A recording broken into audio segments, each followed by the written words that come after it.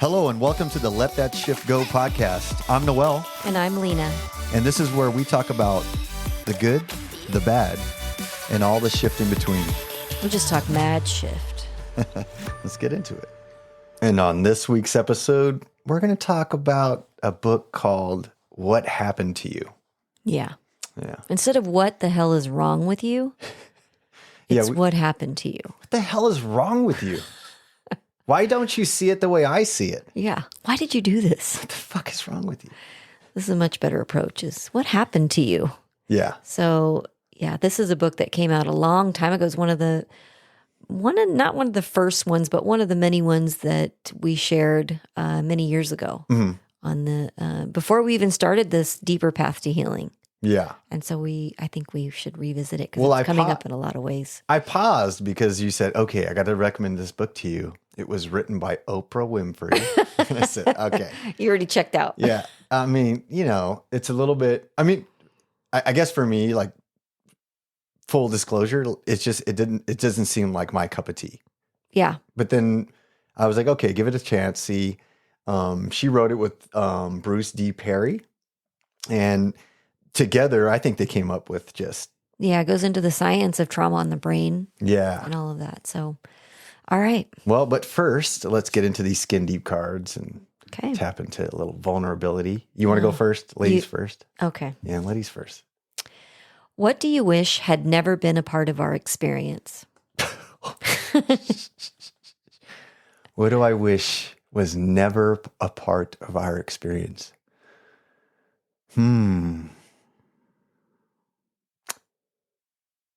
Very difficult because, you start to think if this doesn't happen, then that doesn't happen. Yeah. Right? If any one thing. Yeah. So to take, what do I wish didn't happen? I mean, I have one. Well, let me give you mine. I wish, God, that cancels out a lot of other things if I say that. Well, don't worry about what it cancels out. What would you think would be the one thing?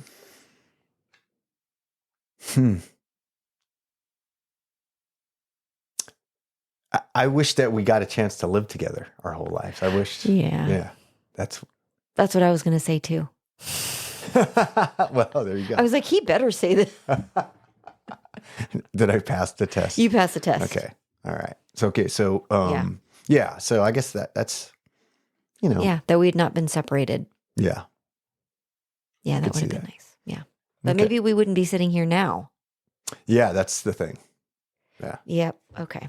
So, all right. My question is, what's a memory from your childhood you never want to forget? Ooh. Probably, when I was little, I would go out and walk by myself. And I remember packing myself a little Tupperware of leftovers of like rice and green beans and a pork chop. Okay. And I think I was probably about 7 or 8. And I packed it up, took my little dog, walked down to a canyon, positioned myself under a tree, ate my leftovers with my dog. And I remember thinking like, yeah, this is it. Like, this is good. I feel safe. This is... Yeah, out of the chaos. Out of the chaos into nature with a snack. A pork chop, some green beans, and some rice. A Filipino's dream. And now I realize as an adult, that's my life. Yeah. An animal, nature, eating a snack. That's pretty much it. So yeah, I would never want to lose that memory. Why? What's the significance? I think I just felt safe. And I felt independent and I felt connected. And I remember walking through this green belt to the canyon and I wasn't worried about what anybody thought about me. In Doria Way, yeah. Yeah, I was just Parkside like... Park, yeah. I'm just going down with a little hike with my dog. In the hood. Yeah, and didn't give it another thought. I didn't think anybody, now I think what adults were looking at me like, where is this girl going with her lunch? And her dog. Into the canyon. And really, that probably wasn't very safe. I don't know if I'd let my kid do that. But, I didn't have a care in the world except to go eat my lunch somewhere in a canyon. Yeah, that's a nice memory to keep in the Rolodex to tap into. it guided the rest of my life, apparently. Yeah. You're right back at that moment. Yeah. Okay.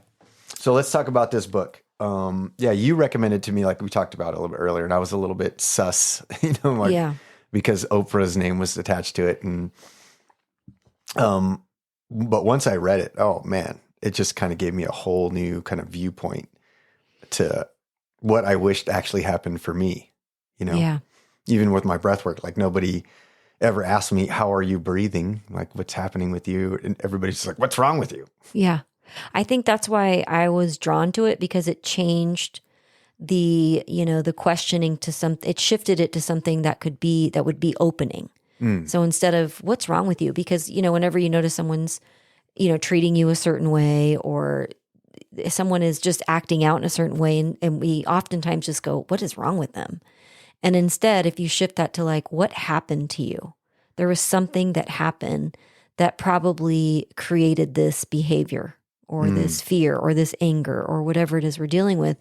And what I love is that instead of asking what is wrong with you, it comes from a place of compassion and opening and being able to say, hey, what happened to you? And one of the reasons we were even talking about this was in our own family, like really thinking about, our parents, or even when I'm working with people and they're expressing a lot of trauma or things that, they're dealing with now as an adult, and having to have a difficult conversation with your own parents. Yeah. About why didn't you show up for me? Why were you yelling at me? Why were you hurting me? Whatever that is. And, I don't think anybody heals through blame, right? No. I just don't see that as a pathway to healing. But asking a question that kind of opens up into compassion, like what happened to you, could open up a whole new conversation and a pathway to healing. Yeah. So even, with our own parents, or with everyone who's listening with your own parents, if there's a behavior or there's something that, you carry, instead of, looking at it like what's wrong with you? What's wrong with my parent that they had to treat me that way, or, bring me up this way, kind of push these narratives on me and who I am and what do I need to be and all of that, is to just ask, like, what happened to you?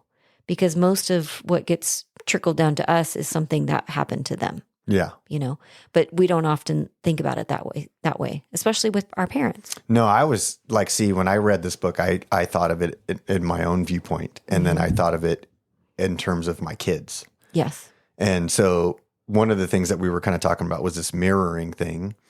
And so, for instance, if I'm angry with my kid or something pops up, my first response is I'm super angry with what this kid just did right now.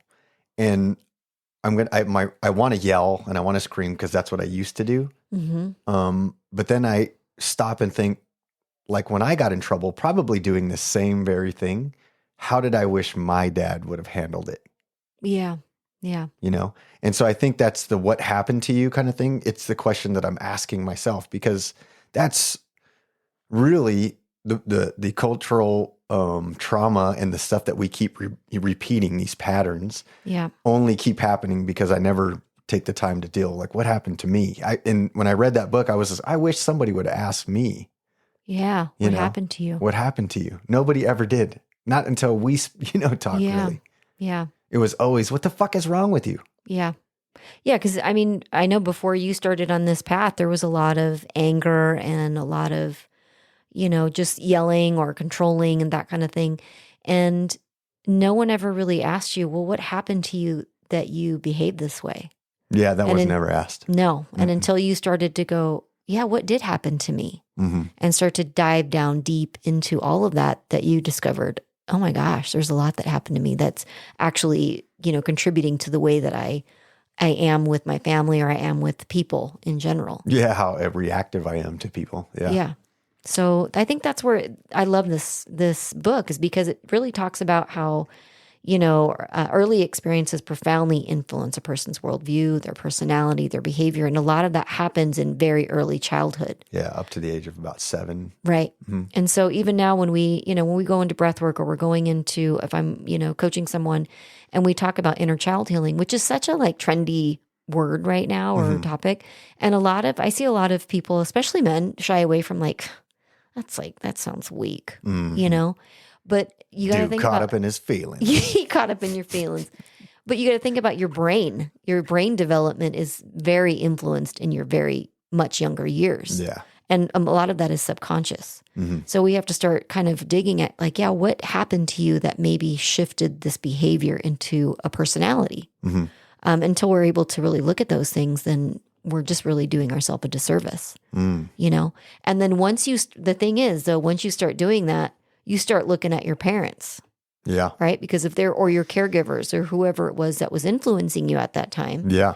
And now what do you do with this emotion of like, I'm having to work on myself and kind of clear all of these things that I'm carrying, which were the result of being raised in this family, which even a perfect family has its own, traumas of perfection and of achieving and all this stuff and who you are and who you're not. But once you start looking at that, like how do you hold now your, the people that you love or that you don't, and look at them in the same way. We have to do the same thing we do to ourselves, which is what happened to me to make me, feel this way or react this way or be in this deep pit of depression. But a lot of times that's connected to how we were treated as children. And now we have to deal with all of that. Yeah. So that actually, even though I've read this book a long time ago and I've been applying it to my kids, I never really thought about like applying it to my parents. Yeah. Because in, even recent conflicts, it was like, oh, man, what the fuck is wrong with you? Yeah. The way that you're responding to me or the what's not, why couldn't you be there for me? Yeah. But then I started thinking, wow, what if I said, what happened to you? Yeah. Then to my parents. It opens up everything. Yeah. And there's been cases of that already where we've healed and some things have opened and I've felt a safe place where it was like, oh, I felt an understanding. Yeah. But there's levels to that, Yeah. What are the levels to it? Oh, just opening up. I mean, you're only ready to open up at your own pace. Yeah. And one of the things that I was thinking is like, well, I'm, having these difficult conversations, right? This is how this whole topic came up. And it was like, man, I really want to have these difficult conversations with my parents, and I really feel like, these first and second generation, or even just society today, right? Like our parents, because it's so expensive, both of our parents are working and they're out in the field and they're not home and they're maybe not there for us emotionally. So we become latchkey kids and all these things. Hyper independent and all these things, right? Now, so then we grow up with all those things, the things we didn't get. And what are we doing to our kids? Trying to give them everything we didn't have, not knowing and all these things. But then, we reach our midlife crisis and all this stuff hits us and we want to talk to our parents. And now I got to flip this to my parents. Now I'm thinking, man, this is a difficult conversation. But I took the time to think, well, these mirroring things, I thought if I have to take the time and say, I wonder how I wish my dad would have said that. Then I took the step to go, I'm going to be an old person. I feel that way already. Yeah. But at some point, one of my, or both of my kids are going to come to me and say, I got to have this tough conversation with you about the ways that I failed them. Yeah. And I really want to think, how would I want my son to talk to me about that hurt? And I need to use that in the way that I approach my parents. Yeah. Because there's some things that there's no return on investment. Yeah. Some things are just the ego. And that's a difficult balance. But I think when I take in consideration this book and changing the viewpoint, because that's really what this is right? A shift in aperture and a shift in perspective from what the fuck is wrong with you to, hey, what happened to you? Yeah. What? I'm so sad. It makes me sad that you couldn't see me growing up. You couldn't be there for me. Yeah. But what happened to you to make you to make that happen? That's the difficult conversation. Yeah. But see, you're not attacking them. You're not telling them that they're pieces of shit. Yeah. You want to hear them. Yeah. You're coming at them with like, I want to hear your story. I want to know why. Yeah. What Why happened? couldn't you be there? Why were you angry? Why did you leave? Why? The questions go on.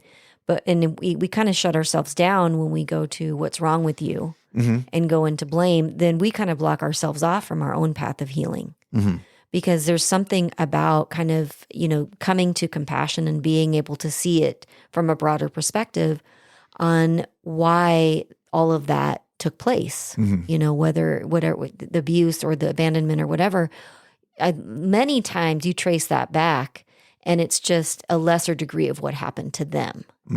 But, our parents, our generation of parents, they didn't share that with their kids. No. They weren't going to tell you about what happened to them. Like, actually, there was so much shame going on, and that wasn't a thing, was to talk about, what had happened to them as children. And unless you had experienced it firsthand, or they were all running open, from it. Yeah. They were running from it. Yeah. And it also wasn't something that was, you would think, socially acceptable. So you just kind of grow up with a view of your parents, that the mask that they provide you with of who they are, and then have to deal with whatever the repercussions look like being raised in that, but never really getting an opportunity to say, hey, what happened to you? I want to hear this. And how do we interrupt the patterns? How do we interrupt the toxic patterns that keep going? Is we start asking questions and we start kind of facing them head on and choosing to do something different. Sounds a lot like judger versus learner. Judger versus learner. Yeah. Right? The judger is like, what the fuck's wrong with you? And the learner is all, what happened to you? That's exactly it. It goes right along with choice mapping. Change your questions, change your life. This is one of the big questions that can change your life. So even if you're out in public, okay, we're talking about parents and being, parents of adult children ourselves, and then having to kind of reparent ourselves and then look at our parents and go, geez, this could have been so much better. But then asking them. But you think about just in daily life, even when you're just out at the grocery store, or you're on the highway, and somebody's just acting up or doing something, instead of saying, what's wrong with you, is what happened to you? What happened to you, Karen? Why are you so angry? Why do you think everyone's against you? Yeah, I heard somebody say, like, to diffuse a situation. Nothing against Karens. I'm just saying that's just... Yeah, but when somebody comes at you with, like, an accusation or, like, some kind of just fire coming at you, the only response, the only appropriate response is, are you okay? Yeah, it throws them off. Yeah, it will throw them off. And I saw some examples of that, on TikTok or whatever, and I was like, whoa, that blows my mind, because it would totally throw me off. Yeah, it would just stop you in your tracks, like, whoa, I was on a roll here, with being upset or angry or whatever. And this person just asked me how I'm feeling. Yeah, it's like, are you okay? Because there's something's going on. Yeah, this couldn't just be coming from nothing. And you're also not making the assumption it's about you. It's probably about something that happened to them, or either that day or in life. Yeah, whatever. But it does kind of stop it in its tracks. Yeah, And I think that is one of the ways that we interrupt the patterns in our families and in our lives, is to say, hey, what happened to you? What's going on? Not making it about ourselves. It's not personal, just like we've talked about before. But how do we go a little bit deeper and maybe find healing for both of us in this? It just expands and opens the conversation, the relationship, all of it. Yeah, I heard somebody say today, the way you respond to conflict tells you the health of your heart. The way you respond to conflict tells you the health of your heart. Yeah, that makes sense. What does that mean to you? I mean, because if you're responding with hatred and hurt and you're going for the judger, that tells me my heart is out of center. I'm going south, It's a block. Yeah. Yeah. So, but if I'm coming from the other side of questioning, like, are you okay? Yeah. And even with a stranger, that would work, Yeah. Or the difficult conversations, like we said, with the tough ones. I think in almost every situation it would work. I do too. And it's worth a try. And one of the, I got this really beautiful piece of advice actually from my daughter was, if you're going to go have a difficult conversation with someone, especially if someone in your family, right, that you have memories with, is to choose a memory that you really love about them. And and say, let that be the first thing you say. Mm-hmm. And then watch how the energy of a conversation starts to flow, you know? So if you're in a difficult spot and you're like, oh, I'm avoiding a conversation, or I know there's something to talk about, or there's just like, there's a stagnation in the relationship. Yeah, you haven't heard from them in a while. Yeah, or there's whatever. just stagnation, is to call them up and just, you know, give an example of something you really enjoyed thinking about them. So that if there was one thing you could take away from this podcast today, is if there's stagnation or there's a difficult conversation to have, is call them up with a good memory that you remember about them, and then just watch the conversation flow from there. Yeah. You know, and just open up communication. Yeah, and shift out of, Yeah. survival, Yeah. It also safety. softens if you are going to go into a difficult conversation after that. It's kind of like, hey, let's soften this up. You know, I'm here. I love you. I have this beautiful memory of you. Also, I need to ask you something, you know, like, especially if it's with your parents or a friend, is, you know, I want to know about this. Like, what happened to you? Tell me about your childhood. Tell me about what kind of led to this, you know, action or this conversation that we had. And let them open up with that. That's how I would hope my kids would approach me with anything. Yeah. Because that would give me some space, because I'm so defensive. Yeah. So I could see, even hearing you say that, I can visualize myself going, wow, that would be so much easier to receive. Yeah. Because I hold so much, guilt or shame or whatever behind the ways that I could have done better as a dad. And I think a lot of people do that. But in knowing that, now that I know better, I'm doing better. But even still, there's always that kind of little bit of a thing where you're going, man, one of these days we're going to have a tough conversation. Yeah.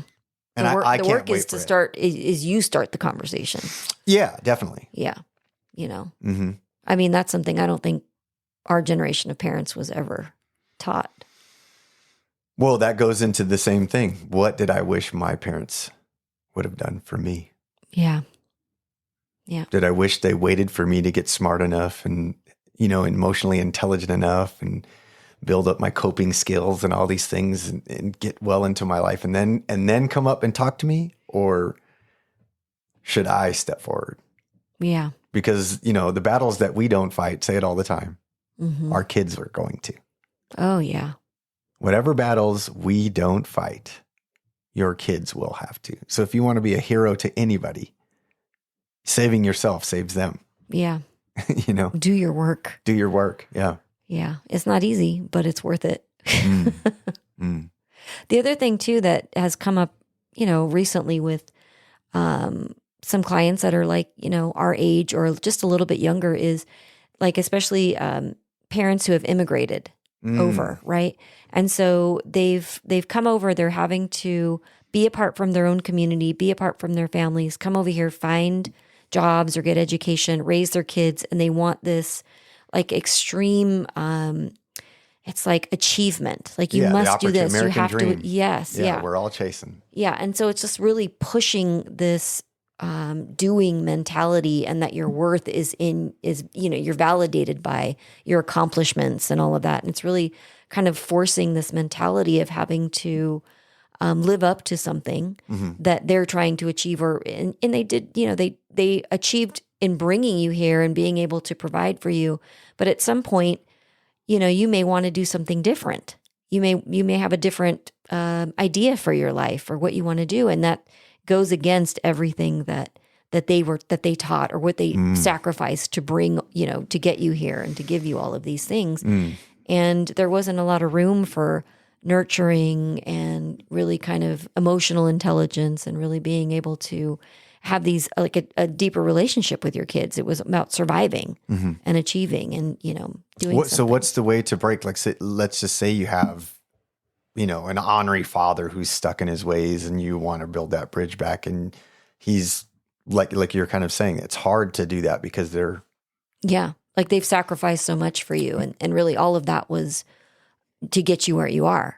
But there's things that you didn't get because of that, I think that this what works for that too is to just ask like, how was that for you, coming over? A lot of Asian and Latin American families have dealt with this is to really like ask him, how was that to leave your family to come to another country and to have to work really, really hard, twice as hard as anyone else, in order to give us a good life? Like, what was that like for you? Like that, I imagine asking my dad that would be like, what? You're asking me about this? This is something that was probably very hard.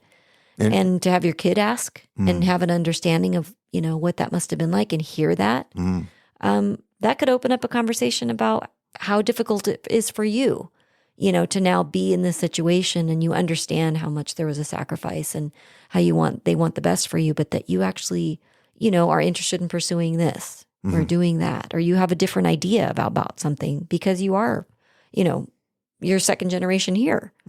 And there's a different way of, thinking about things. So I don't know. I think it's just really being able to open up the conversation by asking about the other person's experience. So I think in that it also applies. Yeah. I can't think of a situation where it wouldn't be helpful, to approach a conversation in this way is, what happened instead of what's wrong. Yeah. Kind of just softens everything. Yeah, it's a whole new viewpoint into, like, for me, approaching hard, tough subjects and even the easy everyday stuff. So I think it's just a wonderful way to go to just switch from being the judger to the learner, Yeah. It changes the perspective, it encourages a more empathetic and understanding approach to dealing with trauma, to dealing with life experience, and for opening conversation. And you may just learn something. Well, I mean, I think everybody wants to feel heard and be seen. Oh, yeah. And if your leading question, I mean, in your case, you said one of the things which I love is starting with like, hey, I was thinking about you in this time. Remember that time? And with a like wonderful memory. And then going, filling out that situation and saying, also, I just wonder, like, what was that like? Maybe even the example with the dad is like, what was that like coming over?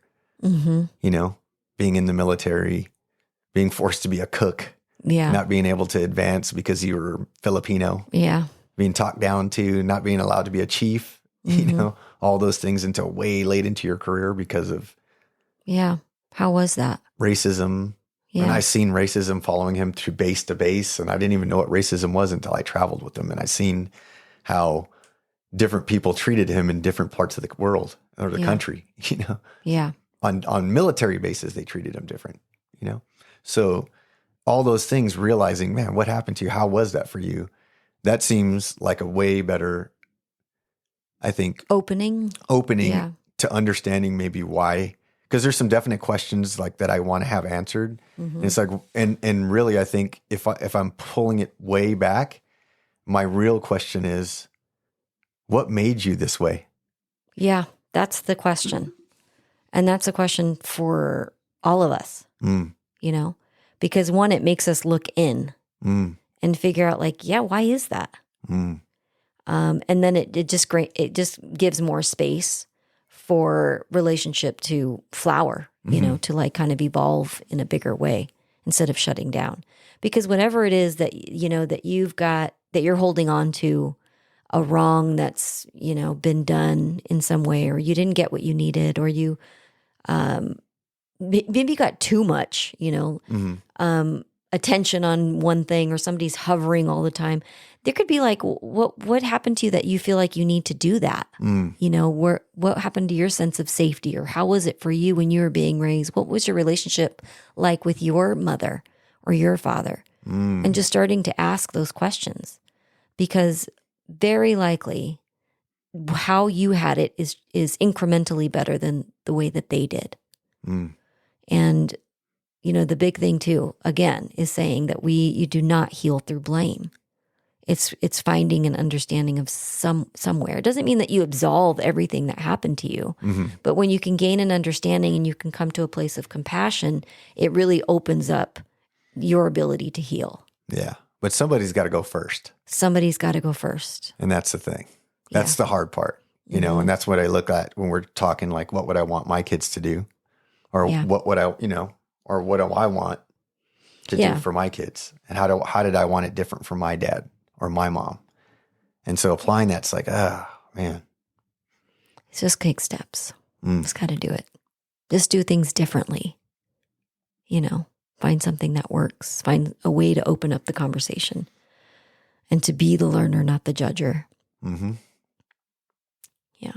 It may not change everything, but it could. All right. That's been another episode of Let That Shift Go podcast. I'm Noel. And I'm Lena. Let us know what your questions are, and we'd love to use them on a future episode. Or check us out on Insta at Let That Shift Go, or visit our website, serenitycovetemecula.com.